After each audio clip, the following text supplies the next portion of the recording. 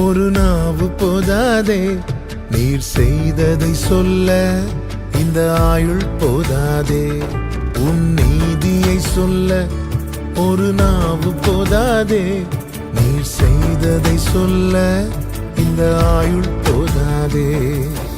இன்று என்னை காண்பதெல்லாம் உம்மால் தானே வந்தது. இயேசு கிறிஸ்துவின் இனிய நாமத்தினாலே உங்களுக்கு அன்பின் வாழ்த்துக்கள். இந்த நல்ல நாளை காண செய்த தேவனுக்கு ஸ்தோத்திரம் உண்டாவதாக. கர்த்தருடைய கிருபை உங்கள் அனைவரையும் சூழ்ந்து கொள்வதாக. மீகா தீர்க்க தரிசன புஸ்தகம் 7வது அதிகாரம் அதனுடைய 8வது வசனம். என் சத்துருவே, எனக்கு விரோதமாய் சந்தோஷப்படாதே. நான் விழுந்தாலும் எழுந்திருப்பேன். நான் இருளிலே உட்கார்ந்தால் கர்த்தர் எனக்கு வெளிச்சமாயிருப்பார்.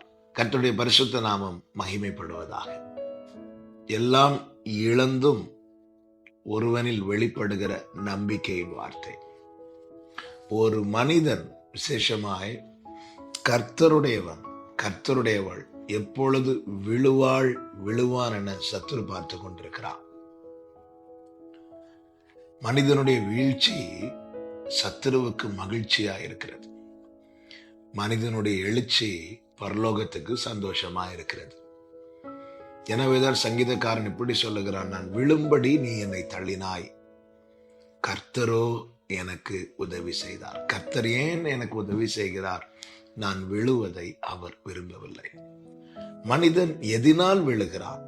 இங்கே மிக அருமையா இந்த வார்த்தையை சொல்லுகிறார் 9வது வசனத்துல, நான் கர்த்தருக்கு விரோதமாக பாவம் செய்தேன். பாவத்தினாலே மனிதன் விழுகிறான்.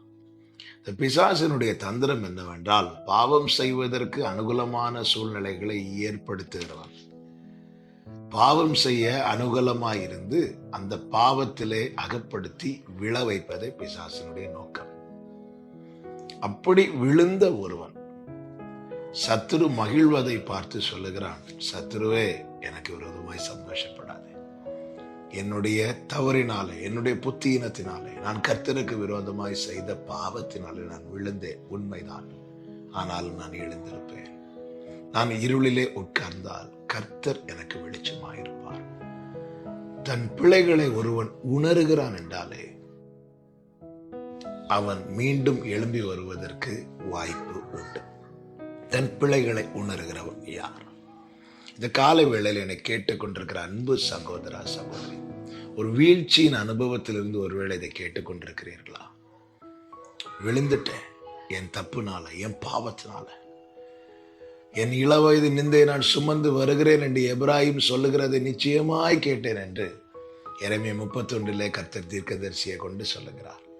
எப்பொழுது ஒருவன் தன் பிழைகளை உணர்கிறானோ அப்பொழுது கர்த்தர் அவனுக்காய் வழக்காட ஆரம்பிக்கிறார். இங்கே பிழைகளை உணர்வது மாத்திரமல்ல, தன் தவறை அறிக்கை செய்கிறான். நான் கர்த்தருக்கு விரோதமாய் பாவம் செய்தேன் என்று தன் பாவங்களை அறிக்கையிடுகிறவன். தன் பாவங்களை மறைக்கிறவன் அல்ல, அறிக்கையிட்டு விட்டு விடுகிறவன் இரக்கம் பெறுவான். அந்த இரக்கம் தான் என்ன தெரியுமா? பயங்கரமான குழியிலிருந்து கர்த்தர் தூக்கி விடுவது. கர்த்தர் நம் கால்களை கண்மலை மேல் நிறுத்தி நம் அடிகளை உறுதிப்படுத்தி அவரை துதிக்கும்படி செய்கிறது. என்னை கேட்டுக்கொண்டிருக்கிற அன்பு சகோதரா, சகோதரி, உன்னுடைய வீழ்ச்சி சத்துருவுக்கு மகிழ்ச்சி, உன்னுடைய எழுச்சி பரலோகத்துக்கு மகிழ்ச்சி. நீ எழும்ப வேண்டும். எழும்பி பிரகாசி, உன் ஒளி வந்தது என்றல்லவா வேதம் சொல்லுகிறது. நீ எழும்ப வேண்டும் என கர்த்தர் விரும்புகிறார். நாம் வாழ்ந்திருக்க வேண்டும் எனவும் வளர வேண்டும் எனவும் மனதார விரும்புகிறவர் தான் நாம் ஆராதிக்கிற நம் ஆண்டவராக இயேசு கிறிஸ்து. பாவப்படி நிமித்தமாய் வீழ்ந்து கிடக்கிற உங்களோடு தான் கர்த்தர் இந்த நாளில் பேசுகிறார். சத்துரு உங்கள் வாழ்க்கையை கண்டு மகிழ்ந்தது போதும். மீண்டும் எழுந்து வர கர்த்தர் உங்களுக்கு அனுகிரகம் செய்வாராக. பிழைகளை உணர்ந்தவர்களாய் தேவ சமூகத்தில் பாவங்களை அறிக்கையிட்டு கர்த்தரை நோக்கி பாருங்கள். நிச்சயமாய் கர்த்தர் உங்களை மீண்டும் எழும்பி வர செய்து சத்துருக்களுக்கு வெட்கத்தை உடுத்தி உங்கள் மீதிலோ நீதியின் கிரீடத்தை தரிப்பித்தவராய் கர்த்தர் உங்களை வாழ்ந்திருக்க செய்வாராக. ஜெபிக்கலாமா? நல்ல தகப்பனை, இரக்கமுள்ள பிதாவே, எங்கள் பாவத்தினாலே விழுந்தோம், உம்முடைய நீதியினாலே எழுந்தோம். ஆண்டவர், இந்த நாளிலும் வீழ்ச்சியின் அனுபவத்தில் இருக்கிற ஒவ்வொருவருக்காக ஜெபிக்கிறேன். தங்கள் பிள்ளைகளை உணர்ந்தவர்களாய் உம்முடைய சமூகத்தில் அறிக்கையிட்டு உம்மால் மீண்டும் எழுந்து வர கர்த்தர் அனுக்கிரகம் செய்தருளும். இயேசுவின் நாமத்தில் பிதாவே, ஆமென்.